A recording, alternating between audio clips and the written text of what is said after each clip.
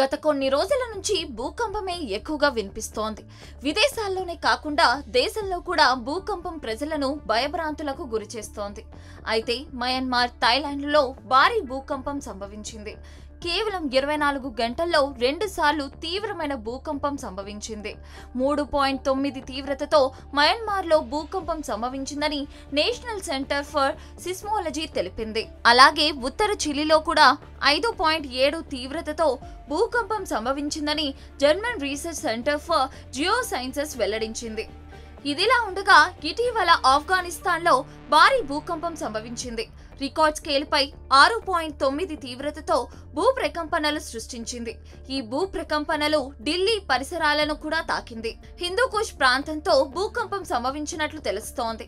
ఆఫ్ఘనిస్తాన్కి 121 కిలోమీటర్ల దూరంలో భూకంపం కేంద్రం ఉన్నట్లు యూరోపియన్ మెడిటేరియన్ సిస్మోలజీ సెంటర్ తెలిపింది.